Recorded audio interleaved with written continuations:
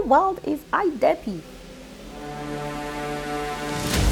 What youth got to do with it? Hello everyone, my name is Ashley and I'm the Office Administrator of IDEPI and I'm also a student. I'm the Youth Director of African Young Dreamers Empowerment Program. I'm also a student. My name is Mehdi Shair Megest and everyone knows me as Mehdi. I'm from Congo. How many times have you had these questions or sentiments? No one hears us, let alone listen to us. We are always judged by our parents and by the church. My parents do not have time for me. I'm not a Kenyan, I'm not a Congolese, I'm not Haitian. I don't even know who I am. These sentiments and many others are some of the sentiments that our youth tell us or tell people who are ready to listen to them. Well, today we're gonna dive into that, and that is gonna be our conversation here on My Story. Hello and welcome, and my name is Grace Ngere, and this is My Story. I have appointed myself to be an advocate for suicide awareness and prevention, and that is why My Story is here for hope and healing. And so welcome, and stay right there. Do not touch that dial, okay? Stay right there, and we'll be right back with these beautiful people right here. My Story. My story. My Story is a place of hope and healing for all people, men, women, veterans, young adults, teenagers, and even children. Everyone, regardless of their social status or sexual orientation. It is a place of motivation and inspiration. My Story will talk about real life situations and real life stories, because no one is immune to stress, depression, anxiety, and other mental health problems, and our stories resonate. My name is Grace Ngere, Suicide Awareness and Prevention Advocate. All right, welcome back. Hello, guys. Hi. How are you? We're good. Are you happy? Yeah. Yes, I am super excited that you're here with My Story on this beautiful set today. I'm super excited. Just the fact that you guys agreed to come in here, it means a lot to me. Not a lot of youth would want to do something like this. So kudos to you, and thank you for coming. Thank you for showing up. Thank you even for being brave to sit here in front of a camera. Millions of people will see you, if not billions. And you decided to come here and just be open, be vulnerable, and talk as youth and tell us what youth got to do with it. What youth got to do with it, yeah? So before we start, let's hear a little bit about each one of you. So right here next to me, tell us your name and a little bit about yourself. My name is Mehdi Shair Megest and everyone knows me as Mehdi, and I'm a youth IDP advocacy, and thank you for having me for today. You're very welcome. Yes. Hi everybody, my name is Salem Basile Saka. I'm from Congo. I'm also a youth group leader and also advocacy. So thank you for having me today as well. Hello everyone, my name is Ashley and I'm the Office Administrator of IDEPI and I'm also a student, and I'm happy to be here and get to know you all and talk with everyone. Yeah, and hello everyone. My name is Fiona Okech. I'm the Youth Director of African Young Dreamers Empowerment Program. I'm also a student, and I'm really excited to be here today. Perfect. Thank you so much. You have heard them talking about IDEPI, and you're like, what in the world is IDEPI? Fiona, what is IDEPI? IDEPI is a youth program that is youth-led and adult-guided, and it's a nonprofit organization that was started in 2019 to basically have a safe space where youth can come together and discuss the issues that they're facing and also find solutions to these problems that they have And it began because we lost quite a number of people in our community, especially in 2018, either due to suicide, either due to drugs and alcohol abuse, or a lot of them are incarcerated. And the program started as a way to advocate for their rights. And before we started, we had a youth assessment where we asked youth around King County on what they would like our program to tackle. And through that need assessment, that is where we formed our programs that are available in our organization. Wow, that is great. That is really something huge. And guess what? You guys are so lucky, because the person who is behind all this, or who, I don't know what you guys call her, maybe you can tell us, one of you, but I know there's a phenomenal woman behind IDEPI. And I wish we could meet her, but maybe one day we will. But I have come to love her so much, because what she does is so passionate to me, and she's selfless. You know, every time we have a conversation with your leader, all she talks about is youth, my youth, this and that. And not just this youth, she has what, 300, right? Yeah, and she's always thinking about them. She sits down and with me and tells me, I'm planning this, I'm doing this. And I just look at her, I'm like, oh my God, how do you happen to have such a big heart? She's all about that. And she's a really, really good woman. And her name is Beatrice. We do not have her today here with us on set, but she's just great. So what do you guys call her? Like, who is she in IDEPI? She's the executive director. Executive director. Yeah. That name fits her perfectly. Okay. So now you've had it, and we're gonna dive into the subjects that we have today, or topics, conversation with these young men and women. And again, I'm just so grateful that you guys decided to and agreed to come here. So I want us to start with something about our parents. We all come from Africa, me included, and I know how my parents brought me up. So our parents could serve two things, among many other things. They could serve something like empower you. They can be empowering. Or they can use something called scare tactics to make you be online. And tell me what you guys think randomly. What do you guys think of parenting, especially in America? Anyone can start. I think it's a lot more different based off of, based off of back home. Yes. At home, mostly, a lot of parents are used to like beating their kids to get them to, walk a certain way or act a certain way. And sometimes it just creates like a fear within the kids. Sometimes they might fear to open up to their parents and stuff like that. But here it's like a little bit different. You can't use the same tactics that you use at home. Right. Back home and here. Mm-hmm. Yeah. Just because the education is a little bit different. Yeah. I think it's, like she said, it's very different than back home. And one thing to mention is that not only at home was it like that, but also at school. Me, the way I look at it is they instilled like discipline in us from a very young age. Was it correct? I don't think so, no. But I also think like it set us up for success. Like migrating here, when I went to school, I was very shocked. I was like, we're not getting beat. Like we can slack off. You don't have to turn in your homework. They're fine. Everybody knows this. Like it's very relaxed. But I feel like in Africa, you're disciplined. Like you know what you're supposed to do. It sets you in line. Like it sets you up for success if you take it. But also it can take a bad turn. Like she said, it can make you like closed off.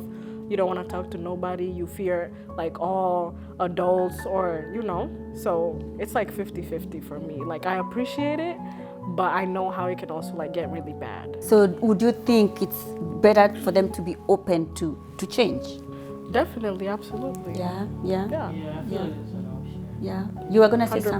something? For me, I feel like it could be a good thing I mean, back home for me, and here it's totally different. Like she said, like, and being in school, you can slack off or not do your homework, but you still get a good grade. Right. But back in my country in Haiti, if you don't do your homework, you're not passing. Yeah. And you have to work hard for that, and your parents Is that because maybe here the education is easier? Is that Yeah. no? I think For it's me. easier for like certain levels, but Yeah. once you get into college, like she can say this, like it's very hard. Yeah. And I feel like people find it hard just because they didn't have that foundation. It was so easy, high school, college. Like I remember in high school we were still coloring, and I was just shocked. I was like, "What's going on You here?" color in high school? Yeah, like you're given diagrams. Like it's very baby steps. Yeah. So they don't really prepare you for that big step. Yeah. You have to like kind of take that role on for yourself. And then when you go to college, they kind of Yeah. just begin. They just throw you. They expect you to like get in the rhythm. Yeah. So Wow. Yes, I see Fiona. Ready to say something? Yes. Okay. Yes, please. I feel like a lot of African communities, and if you grew up in an African household, I feel like a lot of parents and a lot of parental figures bring up kids in a tough situation, and they use scare tactics true to instill discipline and to instill obedience, and they believe that is the fastest way to teach a child to be successful. But I completely disagree with that. I actually had a conversation with my friend, and she told me of a different situation where the parents actually they never hit the child, they never yelled at them, they were always communicating. And you would think in a situation like that, the child would grow in another direction. He wouldn't be obedient or anything. But actually, he grew up so obedient, so on track with school. Like, it was actually a perfect model of a student. So I don't believe like scare tactics. I don't believe in punishing somebody in order to instill obedience is a good thing, because you grow up in a situation where you believe that you need to be scared in order to perform. You need to fear like older people. You don't get to ask for help because you're scared of the pushback or the discipline that they're gonna give you, which is not the right way. Instead, we should focus on trying to tell them what's wrong, like why you shouldn't do this thing. Like I grew up in a situation where I was told that you have to respect adults no matter what. Like even if an adult is disrespecting you, you have to respect them simply because that they are older. But we are not taught that you should be treated fairly. You should be treated with respect. You should be accepted for who you are. We are not taught that. We are taught to be fearful of adults, and fear does not come like with obedience. Obedience does not go together with fear, because if you fear something, you're going to be even scared to speak out in situations where you need to speak out. So I don't believe in scare tactics used to bring up children, because it only brings fear rather than actually teaching them the correct way. And then when they have maybe a chance, you find they're gonna do what you've been telling them fearfully not to do. They're gonna do it by fear. But some people they want to talk to their parents, but they're afraid what their parents gonna do to them or gonna say to them. Yeah. That's why like parents should build like a friendship, just like with your kids. When your kids have friends outside of the family, they can talk to them. But just like parents can do the same with their kids too. Right.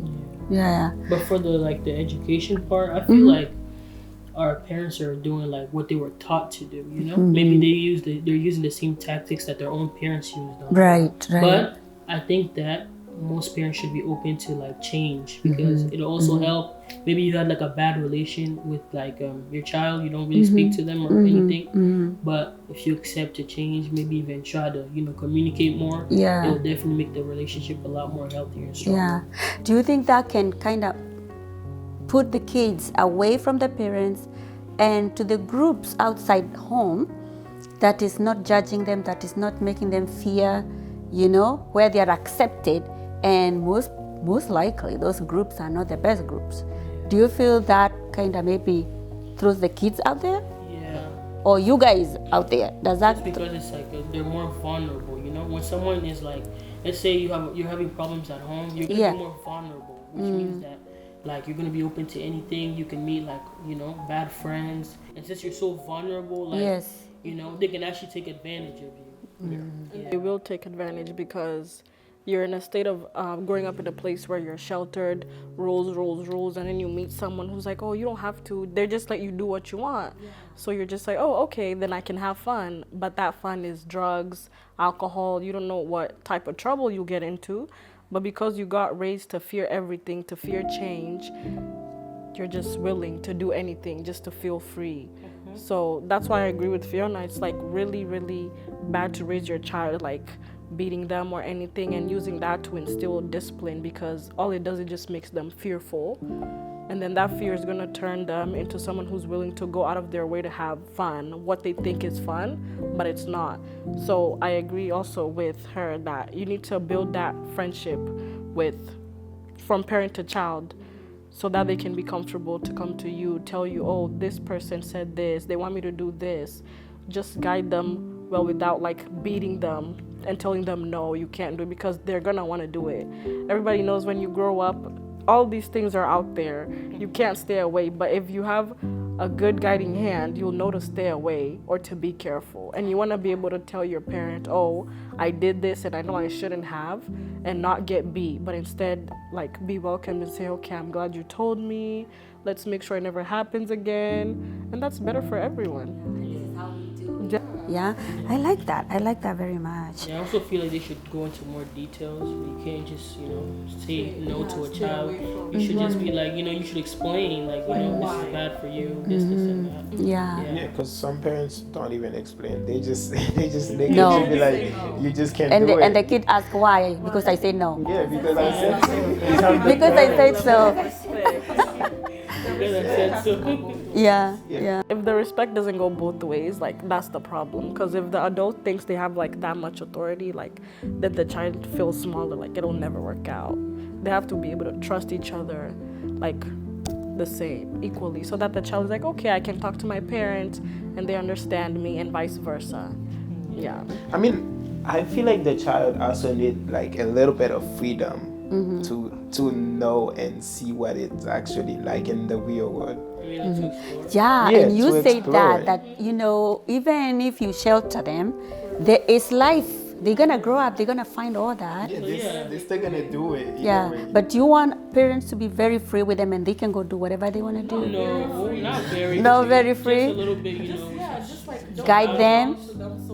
Also, like let them experience or like guide them. Just guide them so that it doesn't get too out of hand, because it can get out of hand, and that's how people start dying because of drug overdose. I don't know what. So that's why you have to like be there and say, this is what's out there, this is bad, and this is why, like she said, explain it in detail, so that they know to be wary of it, because everyone you will see everything out there, like at the end of the day. Just with boundaries. Yeah, I was gonna say that I believe that parents are the first line of defense when it comes to kids. And in order for you, I think a lot of people, especially in African households, they believe you cannot have parental guidance and also friendship. You either have to be a parent or you either have to be a friend. But I totally believe that is wrong. You can have both. And in a situation where, because we get to see flaws in our parents as we grow up. Like when we're younger, when we're like 5-6 years old, we see like parents are the gods. They cannot make any mistake. But as we grow up and as we become more mature, we get to see the flaws in our parents. Right. So if you live in a situation where you tell me that don't do this because I said so, I will look at you and say, okay, but you're also making mistakes. So it doesn't make sense for you to instill that and say, don't do this because I said so, while we see your flaws. And while we see, like, because in this world, everything is not perfect. So if you form that friendship with your child and explain to them, and also form that friendship and be like, okay, you can tell me anything and I can offer you guidance, and I won't judge you or anything, just offer you guidance, because sometimes we make mistakes even when we don't know. Right. And sometimes if we don't get that freedom, or if we don't know where to get like that support, we are gonna look for it in somewhere else. Like, parents are the first line of defense, and if you don't offer that, we will look at different situations, and sometimes it's neither good or bad. So we can turn into like bad things just to form that, like, just to heal that part that we need from our parents. That's amazing. Yeah. And so to end up that part, I want us to think about parents. Do you think we should have a forum for parents, maybe even here, come and talk, or with both youth and parents, or even if it's not this one, a formal group where parents can be taught? And I know this might sound weird, but on my part, I have teenagers, and I would like to know, really, where do I go wrong? Yeah, I want to learn. And I'm not saying we do it wrong, but we do it how we know, right? How we know, how I was brought up by my mother. That's how we do it. But here is a new world to us. So do you guys think we should have a forum where parents can sit down and we have these conversations with them? Maybe like an event, because some parents just kind of like, I feel like they just don't get it for the most part. I mean, in a world, like, you live and make mistakes, but you also learn from it, you know? Right. So I feel like a lot of parents have like difficulties kind of getting that, because it's like a whole shift of change, you know? You're used to disciplining your child like this, but you're also, getting ideas from different people at the same time. So sometimes I feel like they need to be open to a little bit of a change. Yeah. I kind of agree. I do agree, actually. So that's a challenge. We need to think about that as parents. All right. So let's go to something else about family also. It's kind of tied out to that. Here in America, we find different times we just jumped 1 hour. You remember, guys, just the other day? Yeah. Why do we jump that 1 hour? I don't get it. But anyway, what I'm trying to say is it's different over here. And we find ourselves, we came to look for greener pastures. You all know that. We came to look for greener pastures, but we look for greener pastures, we find them, and we look and we keep looking. And guess what happens? You never get to see us. Yeah. Tell us some more about that, each person at a time. We can go this way or that way. Okay, I feel like with a lot of parents, and I feel like I'm attacking the parents, but I'm really not. It's okay. The way you're going. Yeah, but I feel like in some situations, when we come to in Africa, because I was raised in Africa like most of my life, and then when I came here, there's a little bit of culture shock. But in an African community, the child is for the society. So even if you go away, or even if you do whatever, you are left with your aunts, with your cousins, even with your neighbor, and it's like the child is, it's a homestay. But here in America, life is very individualized, and on top of that, we see parents working 2 to 3 jobs, and we understand like the economy is very bad, especially for immigrants when they come here. And in my point of view, like, I understood it from the get-go. I understood that my mom had to work like 2 to 3 jobs in order to just afford to put food on the table. So when I came here, that's my understanding. I knew I had to go to school, I had to pass my exams, I had to do everything in order to get into university. And I understood that I cannot see her every day, because she has to work, she has to provide food for the table. But I feel like a lot of people don't understand that perspective, or even if they do, it's very easy for them to get lost in that life, especially when you become individualized too much with the society that it is in America. So it's very easy for you to get swayed by either friends or other family members. Actually, it's very easy for you to get swayed because like there's not enough connection. No one is home. Yeah, everybody is gone, everybody's working, so you're just there like sitting idle. And we tend to, it's not something that we come and say in our heads, okay, I'm gonna look for something else. It's just sometimes you feel lonely and you're like, okay, these people are making me feel more at home. They're making me feel like I'm not alone. We are going through the same things. And before you realize, you can get intertwined with bad habits and bad characters, with bad people, even before you realize that they are bad. So, and like in understanding that the economy is bad, in understanding like we should try to find a way to connect, even if the time limit, even if we cannot stay together 24 hours. We need to find a way to have that bonding. So even if we travel all over the world, we can still have that parental bonding with our parents and talk to them. That is why friendship is really important in a family, between a parent and a child, because you can get to say, oh, call me this time, or let me have your location, or just something. There has to be something. Yeah. Yeah. First, I just want to say I think it's like really, really amazing that we have the parents that we have, because yes, as much as they work, they go to work, they don't have to do all that. Like there's parents who don't care about their kids or their kids' well-being. But me personally, like my mom, I was raised by a single mother, and she's always like worked, and it has been a lot, and I've had to do a lot of stuff independently and grow up independently, like she mentioned. And I think it's not too bad. Would I have wanted more time with her? Yes. But we do try to make time for each other. But I also understand, like, she came here to try and find, like you were saying, greener pastures, to work hard. And I do think sometimes they get lost in that, like, trying to find it. So they just keep working and working and working. I'm just like, do you not get tired? But she just works so hard for me, so I can go to school, so I can get what I want. So like, I'm very appreciative, of that.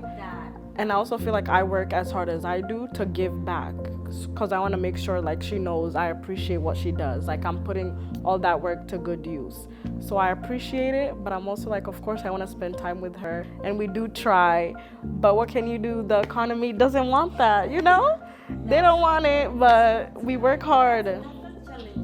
Yeah, it's a challenge, because you can want it, but then the circumstances don't want it. So there's really nothing you can do. But what I'm hearing from both of you is we work, but we get some time. Yeah, we get some time. Yeah. 2 5 days, 2 3 4. Yeah. One. Yeah. Mhm. Yes. Okay. For me, I feel like it's a little bit different. Because both of my parents work and stuff, but they always make time for us. They always want to make sure that, you know, we're like their first priority, because that's the reason why they go to work. They always tell us every single time, like, you know, we do that so we can support you guys. I feel like another way that we're giving back to them is also, you know, putting everything that they're giving to us to good use. Even if we can, you know, maybe we might not get the chance to thank them or anything like that. We're still thinking about the things that we're doing, like going to school, you know, putting in the work and stuff. Because a lot of parents, when they come to America, they'll have the mindset, you know, I'm coming here to not only better my life, but better my families as well. So, yeah. I mean, yeah, for me, like, I used to ask myself, why do my parents work every time like that? But I came to realize they're doing it for, like, not just for themselves. They're doing it for your future too. They're doing it for you so you can, like, have something for tomorrow. And that's what, like, I'm working on myself, trying to be better. Everything they teaches me, like, I learn from them. I learn from my parents. Everything I'm doing, I always keep my heads up. Even though they're not home, I know what to do. It's like I don't have to be good in front of them. When they're not here, I can just do whatever I want. But I still keep myself disciplined. That's good. You guys are great and doing really, really good. Let's switch something a little bit not so happy. But what do you guys think of divorce and how it affects kids? And this one, so how it affects the kids and also your siblings. Like, even this one actually comes also in the part where parents are working, and you're left maybe even looking after your siblings. Even as much as you understand why they are working that much, you're there, you're the one with the other siblings, yeah, or your older sister, brother is the one. And then even in the middle of all this, you find also yourself in divorce. What's your take on that? I feel like it's like a sad subject, but I feel like it just changes the mindset of the kids. Well, like, let's say, for example, they see the parents together today, maybe tomorrow they're not together. It just changes their mindset. Now it's gonna be like, how is everything gonna function? Yeah. Like, what days are we gonna have to go see our dad? Who are we gonna live with and stuff like that?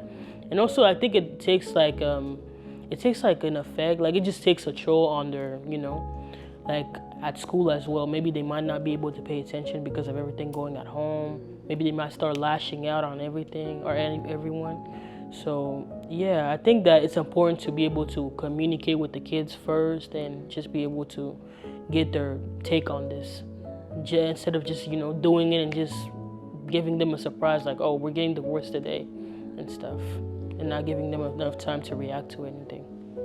Yeah, I feel like it put the kid in two pathways, because the mom wants something from the kid and the dad also wants something from them. But now like she said, it put the kids in some situation where they have to become an adult at young age, because they don't have both parents. If the moms work today and they have to be like, oh, I'm gonna see my dad on Saturday, they get so happy they don't get to see each other as much and spend more time. And the kid just, especially if you're the oldest and you have little siblings, now you have to become either the dad and the mom of those little siblings, because you're gonna have to play that line for them. Not only that, but the family reunions or like events that are meant together, they're not always gonna happen. Like, let's say we're getting married today and stuff. Like, in your mind, you're gonna start thinking, do you think, well, what if I invite mom and dad? Or is there gonna be a big fight at the wedding and stuff like that, or the family reunion? So that's why it's kind of also important for parents to not, like, if you're gonna divorce, not only should you communicate with your kids, but you should be able to also communicate with each other about your kids and be able to have the same mindset. You don't have to, there's not always like, there should be a need of like animosity still after the divorce. You guys should be able to communicate, be fine with each other, even if you guys are gonna get remarried. So yeah. Yeah, it's a sad subject, that one, but it's life. It happens sometimes, and it's good to be aware. What should I do in such a situation? Or the youth who is listening to us, right? And for the parents too, communicate. Let us know what's going on. This is something that is not just the two of you now. There's 3 or 4 more behind you. And yeah, and I feel like this is one of the challenges for youth here in America. That's one thing that they go through, and sometimes it can kind of mess up their lives, and as you've all been saying, find themselves going other places to look for comfort, for that love that they are missing at home. We're going to come to another subject, the church. Okay, I need to know what's the faces for. What's that? Okay, I won't even ask the question first. Say, what's in your mind? Well, I'm Catholic, so I go to church, but I think the church community that we have is just very, very judgy, like, because you're just going to learn about God, religion, but they make everything about how you live your life outside of the church and who you are, and they condemn you. They're like, oh, well, you're not supposed to wear this, you shouldn't do this, don't hang out with this person, if you do this, you're going to hell. And I feel like they use the Bible as a weapon to kind of like scare you, because you don't even want to go to church anymore. It becomes like less of a safe space and more like you're going to get a lecture, you know? And then, or like they'll say, oh, when the youth, I can see the youth, da, da, da. And it's just like, don't do that. I just feel like it's very suffocating. Like, that's why I go to a church where like I know no one that's outside of my community, just because I feel like in the Kenyan community, it's very, very judgy and it's just too much. Like, it's like church is where you're supposed to feel like safe. You're going to praise, you're going to pray, to be joyful, but you go there and you just feel so let down. Or like, do you think that's why we don't see the youth in the church? Yeah, and that's why they're always asking where are the youth. Nobody wants to go because you feel so bad about yourself. You're getting ridiculed for being who you are, and they want you to be someone you're not. No one's gonna go. Yeah, we're gonna go to all the other churches except the Kenyan community churches.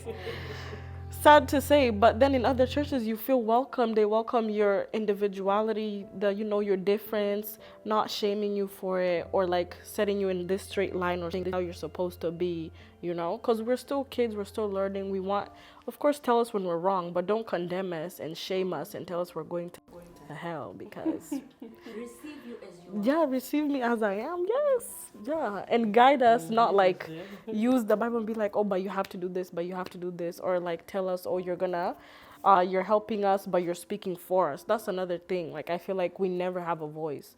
They're always saying, oh, the youth this, the youth that, but it's always them. It's never the youth. And that's like another big problem. That's why we began, you don't even hear us, let alone listen. You Right. don't want to listen, so why would we go where we're not welcome? No one wants to feel like that at all. Yeah, for me, I feel like church is a place where you should feel welcome. Church is a place for the sick people to come together. You can pray anywhere you are. You can pray at home. When you go to the church, it's like a place where you feel like you're going to have more people helping you, lifting you up, not putting you down. Yeah, so like church is a place for a lot of people. Youth these days, they don't go to church like anymore, or they still believe in God, but they choose not to go to church because they feel like they're being judged on what they do. If the pastor or anyone in the church know what you do, they speak on it. It makes you feel bad. It makes you feel worse. Yeah. Just call you out, and it's just so It's bad. So I understand, I don't know if we are all are we all Christians here? Yeah, but I know also we have other people who are not Christians, or they are like Muslims or even other denominations. So I wonder if that also happens in other... I don't really know, but my case is a little bit different just because my dad's a pastor. So I always take the time to, because I'm his daughter, I will have like a conversation with him. Something that I wouldn't want my dad to do to me, I wouldn't want someone else to experience that. So I always have a conversation with him before doing anything. And for me, it's a lot easier because my dad's calm, is always open to listening. So yeah, it just makes everyone, for me, it's like a little bit different. Maybe people feel a lot more better talking to my dad. Helps other kids in your church. Yeah. Maybe, if he stands up there, he doesn't start calling them out. No, he doesn't. Yeah. He's not. Wow. Fiona? Well, I would say my case is very different, mainly because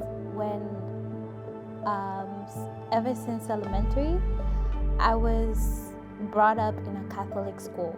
So church was something that I had to do every single week. Since elementary up until 11th grade, I think, high school, my second year, I did go to Catholic schools here and there, and my experience was terrible. Like, my experience was bad. It was terrible. Yeah, like when it came to judging or teachers using the Bible as a means of punishment, like for example, I didn't understand why earlier in the beginning, I was told that I had to follow the religion of my father, who is Catholic. But I really didn't connect with the Catholic Church, mainly due to the the alignment, I don't know if I'm saying that correctly. I didn't really connect with the Catholic Church, so I wanted to go to a Protestant church. But the teacher who was in charge of the Catholic Church, he picked me up from, he took me from, because I decided to go to the Protestant church. He dragged me out of the Protestant church and he bit me because I decided to go to the Protestant church.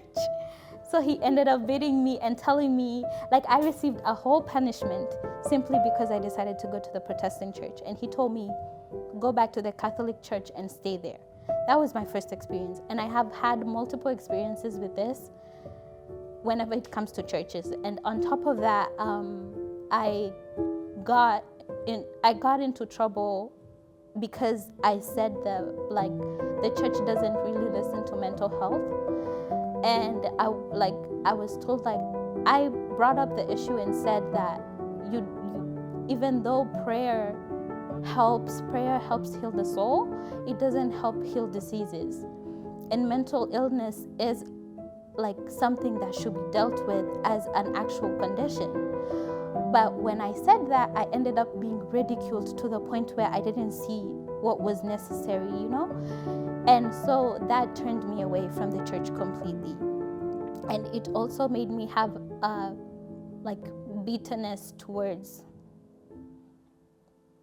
God, because I didn't understand why the people who are there, the people who are supposed to offer consolation, they're the ones who are actually appointed to spread the word of God. They are the ones who are actually punishing people. I didn't understand that. So that made me turn away from the church and from God completely. But I came to understand, as I grew up and as I matured, I came to realize that the relationship with God, it's different than the relationship with church. So I'm trying to build that relationship with God, and hopefully I can find a church that is accepting of all the flaws or of everything, that I don't feel like judge. I also had an experience where a pastor, I told him about my family, I told him about everything, and he went and preached it the next he went and preached it on Sunday. Now, he hid my name. He didn't say exactly who I was. He didn't say that it was Fiona. No, it's not even that. He literally said, a girl in class 8B, a girl in class 8B who I have been talking to for a whole month. Everybody knew it was me. Everybody. So everybody was coming to me, and it was a whole topic in school, and I was just like, okay, that is not right. That is not right. So I'm trying to build that relationship with God himself, and hopefully to find a church that is accepting. But that whole process about the community with the church, no. Yeah, and your personal journey with God is your personal journey with God. Whether you go to which church, you might not have personal relationship with God. So even before you go to church, what is Fiona and God like? Are they like this or are they like this? So church is good, that fellowship is good, being with people together, but you should have your own spiritual journey alone, and you alone. Because at the end of the day, everything we do, it is our mindset.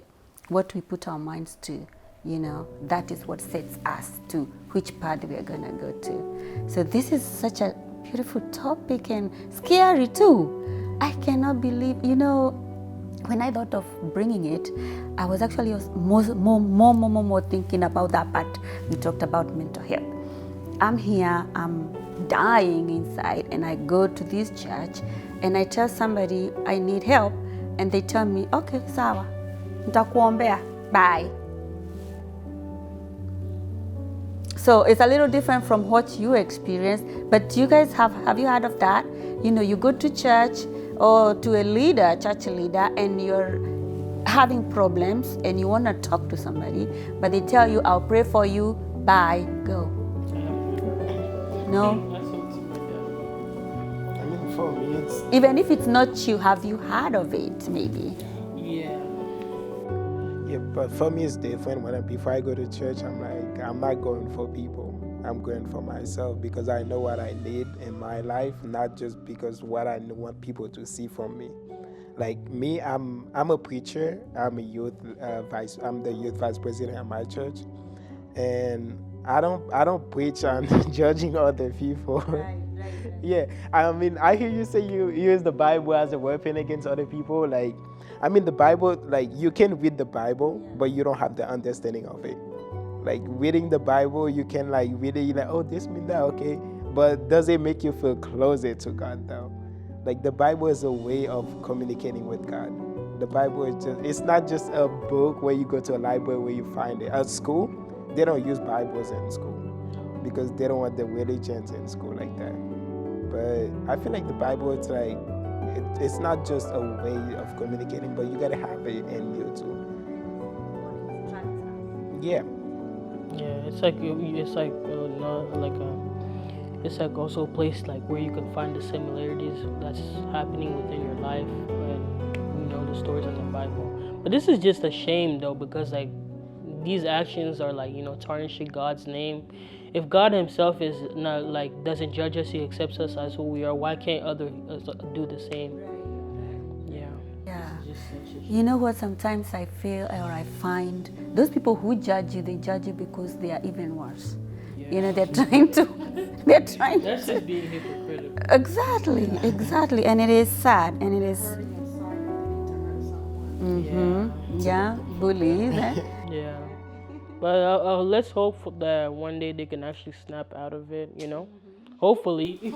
These conversations will make that happen. That's why we're here. Yeah, and hopefully it touches, especially church leaders. That's very, very sad what these kids are talking about. It's very sad. You really need to listen and hear. Don't just listen and not hear what they're saying. Because if a kid will come to talk to you about mental health and you just shut them down and ridicule, that is just ridiculous. I cannot believe that somebody who is ordained will do such a thing to a kid. So let's switch gears a little bit and talk about what we've been talking about is about youth challenges. But let's come more to personal, about things like self-image, body image. Let's talk about that. Anyone?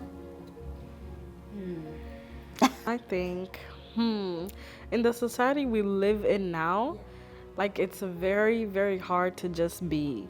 Like you can be very confident and say, I love myself, I love my body, all that, but especially social media, like you see all types of people living all types of life. Like, of course you love yourself, you do love yourself, but you see other people who look a certain way, living a certain life, and you're like, am I doing something wrong? Especially people who are of the same age and living maybe better lives. And you're just like, damn, like, what am I doing wrong? Like, why do I look like this? What do I need to do to look like that? But it's just like everybody goes through struggles. Like, you don't have to know what it is, but everybody goes through their own struggles. But I just think it's very hard to, like, be yourself. Like, you can, but it's very, very hard. Someone's always going to have something to say, which I think is like the biggest thing. So you might as well just be who you are, because someone's gonna have a problem. Yeah, it can be family, church, classmate. Someone who's close to you can have animosity against you, but you just have to like be the best version of yourself for yourself. But it's very hard. Yeah, know your worth, but it's very, very hard, but you just take it day by day. Yeah, because that is what we are living in with. And as you said, there are people who are hurt inside and they're gonna hurt someone else. Yeah, like for me, when people say something about me, I take it as a compliment. I take it as like I'm doing something great. Okay? Bad? I mean, like if you're not doing anything good, like if you're doing the bad, nobody gonna judge you from doing the bad. They're gonna judge you from doing the good. When you do something good, that's when you see you're gonna have a lot of people that want to be you, but they can't. They decided to hate you for it. They hate you, kind of just you know you're doing something right. Yeah, just keep your heads up, keep doing what you're doing. But it's the sad crazy that's part the is world like we live in. the crazy part is like there's a lot of idling going on, you know? Some people just look up to different people, but you guys don't even know what those people are going through. You know, you could just say, oh, well, today I want to be rich, like, you know, maybe like Beyonce. Maybe she even has maybe she has all that, but she's still not happy.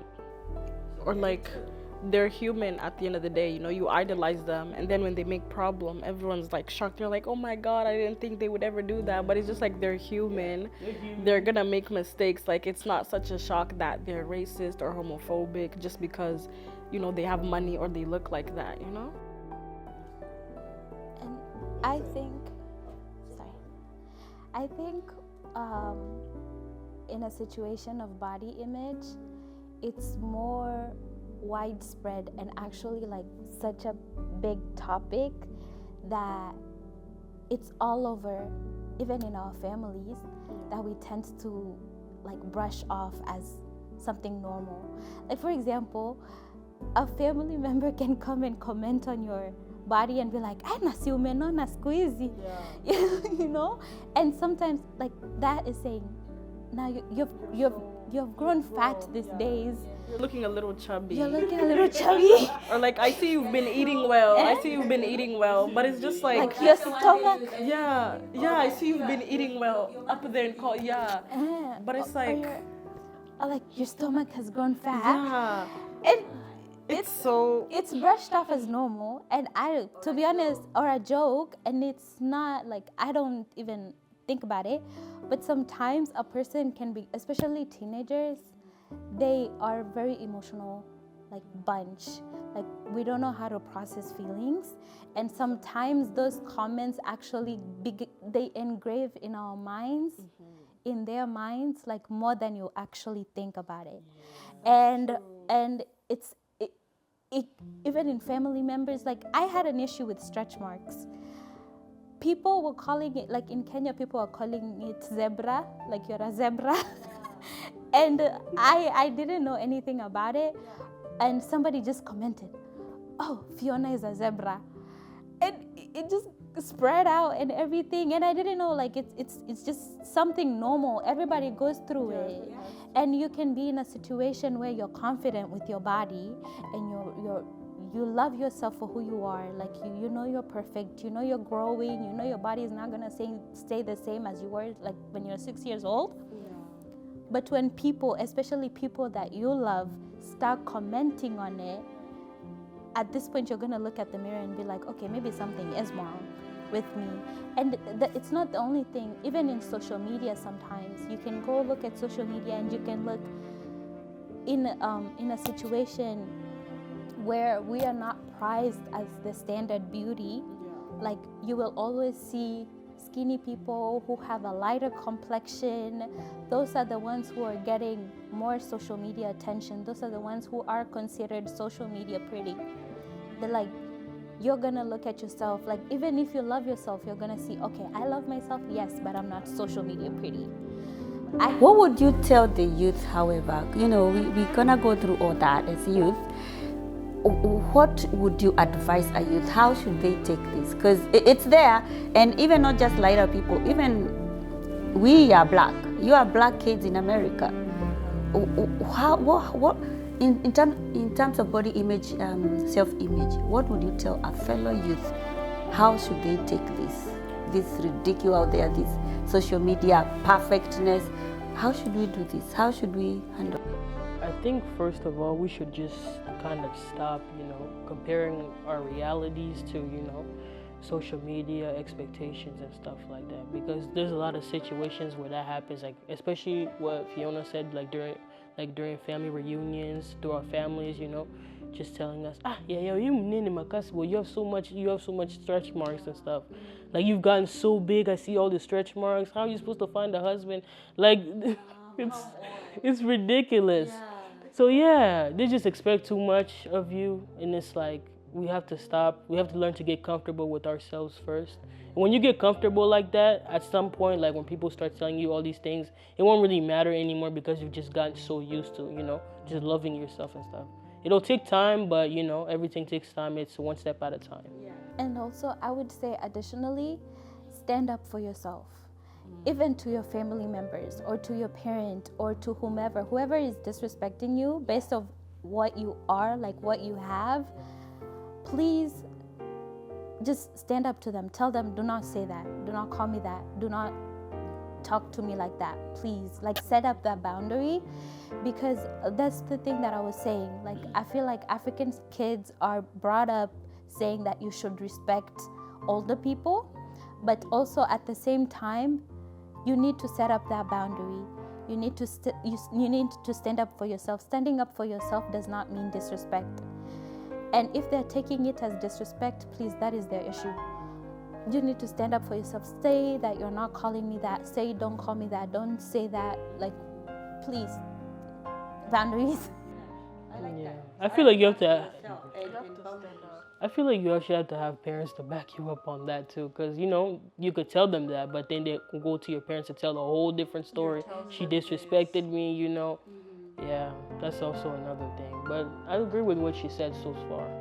Yeah.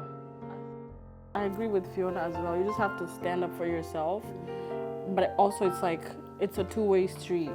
Like, you can want that respect, but it's like, as she said, like, especially us women, like, our bodies are always changing. Like, you can wake up looking like this today, 2 weeks later, you don't know what you're gonna look like. And it's just very insensitive to keep hearing, oh, well, what happened? Because it's like, you don't even know, like, you're a growing girl. And it's like also being around family members, like, I don't know if any of you guys have experienced it, but like, they can sexualize your body. It's like, you can have too many curves.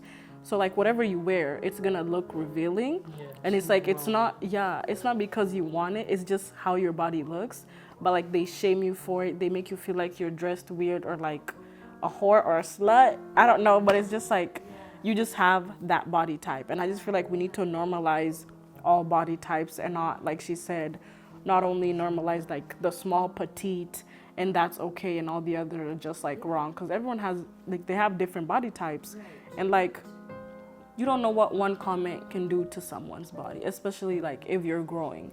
You can be happy and all that, and then someone says, oh, well, actually you don't look that good, or oh, those jeans are fitting a little bit too tight, and then you stop eating, you stop having fun.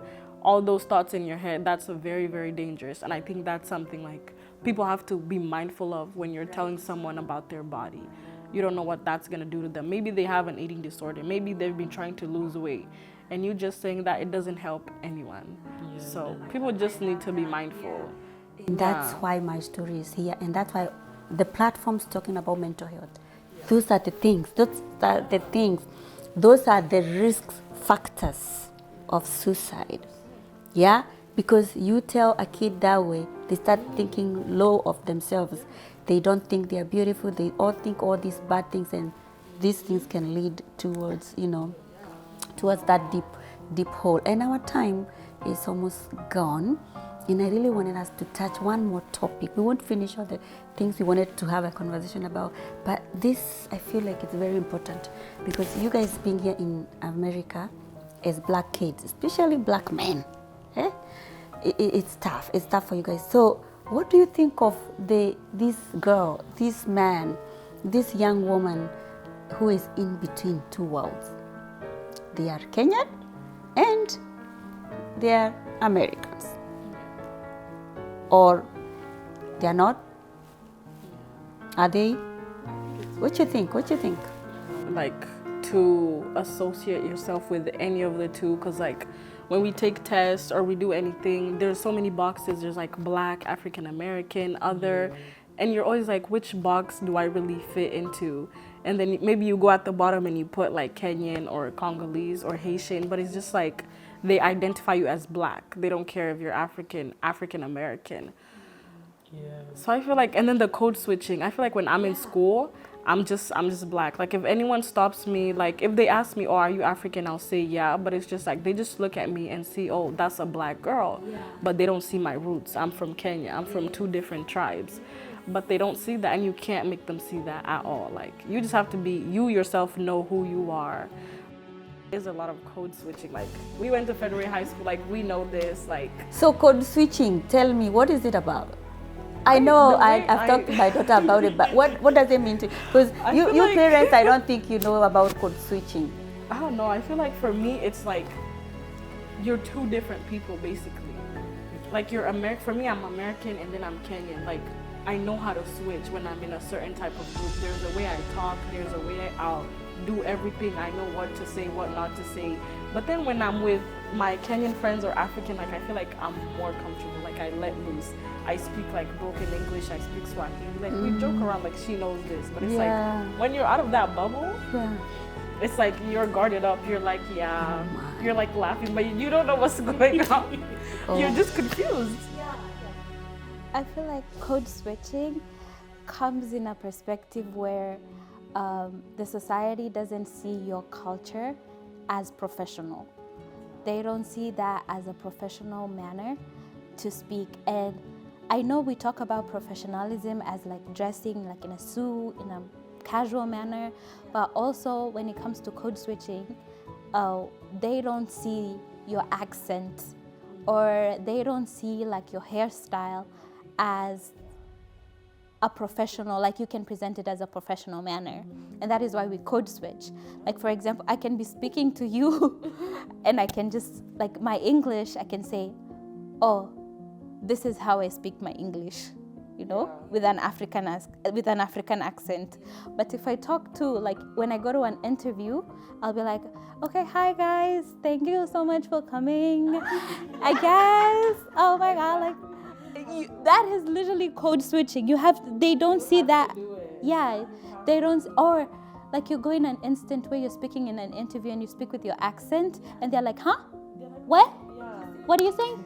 So you have to code switch. You have to speak in that like Americanized English for them to understand. And sometimes it doesn't even come like because we know it. Oh, we are code switching. Sometimes it's just professional. Like, that's what we view as professional.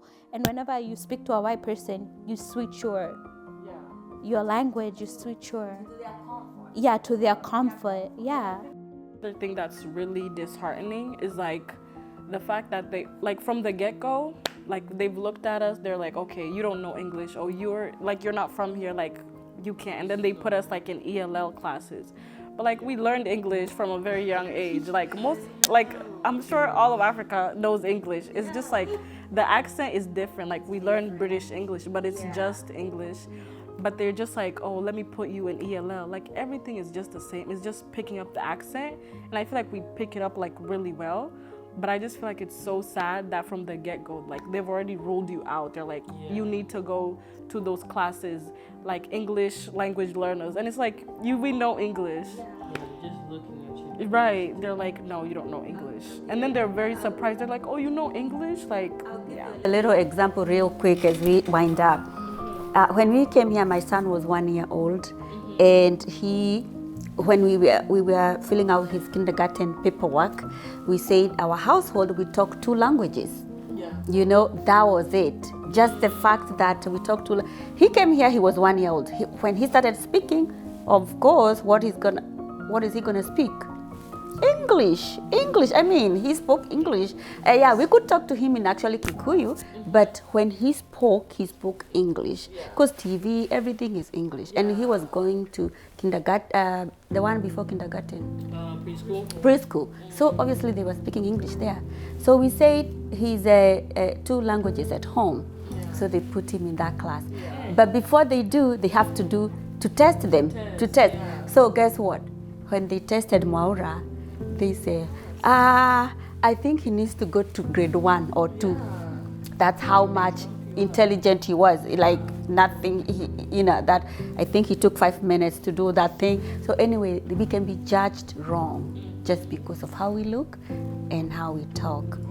But this has been so great, and we're gonna finish up with you because you are a guy. Tell us a little bit about Black guys in America and what you would advise the Black men in America, especially foreigners. For me, at home, we speak 2 different languages. We speak French and Haitian Creole. But outside of the house, we speak English. We don't use our main language outside the house. But around people that speak my own language, I like to speak my own language with them because I'm more comfortable with it. And yet my school started chasing me down for the ELA test. They're like, oh, you have to do it. I'm like, wait, I don't need to do it. I already know English. I can read and write, and I speak it. They say, but yeah, we still have to do it. It's a state test. You're gonna have to do it. And but as a young man, I keep my heads up. I'm like, nah, I'm not gonna do it. But I keep avoiding them. They keep on coming. I keep avoiding them, trying so hard. But I say, even though you speak more than one language, it's like you're still learning. They're still trying to see where you are with the language. But they don't know how far you were and how far you come from. But it's like you were there, you're not there no more, you just move, or you already moved there.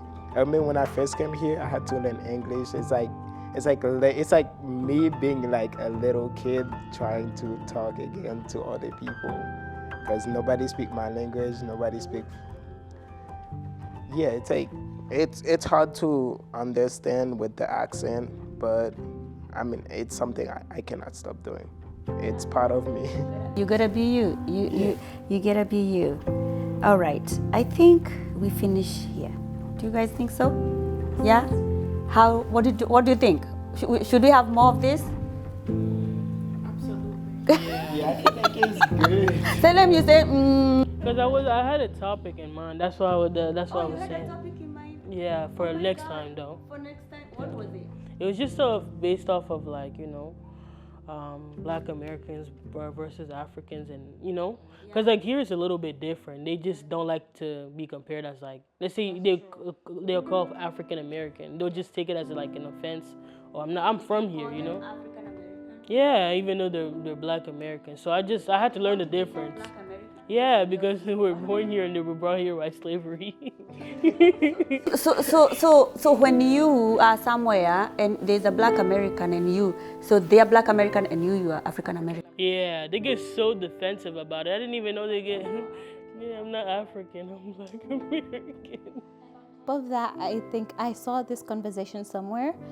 They believe that Black itself, the word Black, is an actual African American culture. Like that, like the idea of race and ethnicity is very different. Like it's very complicated to understand. And I saw this conversation, especially in Black History Month, that the term Black is associated with Black Americans. That is their culture. So whenever you identify, based off the skin color, the race, they term as Black, whether you come from Africa, whether you come from African American, whether you come from Central America, as long as you have like a Black skin color, that is you're Black. But they also see it Black as their African American culture. So it's a very complicated. It's not like we shouldn't be termed as African American. We shouldn't be termed as Black, like the whole community, whether you're from Africa, Central America, everyone. Black is a term used to identify African American culture. Oh, wow. I just learned something there. I did not know. Now we're going to wind up. One word from each one of you to tell that youth right there. You look at them, you tell them something to make them have hope for tomorrow. That camera right there. Fiona, you can start. I would like to say, just be yourself. This world is very complicated, and as you grow up, things tend to be even more challenging. But as long as you're true to yourself, as long as you defend yourself in situations where you need to defend yourself, then it's all gonna come together. Just be yourself, advocate for yourself, and you can join different organizations that are there to help you be in the correct path. Just be yourself and also advocate for yourself. Yes. I would say it's a cold, hard world we live in, and you only got one life to live, so you might as well make it count. And like she said, just be true to yourself. Like, live life for you. Don't listen to nobody. Do it for yourself. Go get it, and you got it. Yeah, I agree with that. So, yeah, I believe that you should just be yourself. You don't have to, live up to anybody's expectations, especially from social media or family members. Just be yourself. It always counts, and that's what makes you more unique. For me, I would say, like you're living in a world where you see everything in reality. It's like you used to see things, stuff on TV, but now you can see it in front of you. So I'd say, I mean, you're living a life you were feared, but you won't stay down forever. You gotta like keep looking up, keep going on your own path. You don't have to be a follower, but you also can be a leader also. Perfect. Well, well, well, you have heard it from the horse's mouth, the youth. What youth got to do with it? What youth got to do with this life? Now, you as a parent, as a church leader, please, I hope you listened. And the youth, I hope you heard what this great man and women had to say. And to the phenomenal woman, I thank you so much for what you're doing for this youth. Thank you. May God bless you. May you continue doing what you're doing. This is great. And you know what she tells me, Beatrice tells me that this is what you guys do. And actually, IDEPI is led by youth. And what they do is how they take care of your mental health. That's what your leader tells me. So, you know what? If you want to learn more about them, go to their website, idepi.org, and you're going to see a lot of what they do, the services they render, and success stories over there. So head over there, look them up, follow them on their social media. I'm going to put them down here on the screen. Thank you so much for coming. First of all, thank you. Thank you so much. I don't know how to say thank you. Really grateful. And this makes me so happy because when youth do this, we should congratulate them. We should support them and hold them. And for you, you've been there sitting with us all this time. Thank you. And my story cannot be here if it wasn't for you. So thank you so much. This is Grace Gereji, and with my story, suicide awareness and prevention advocate. Remember, do not forget to enjoy the little joys of life. Till next time.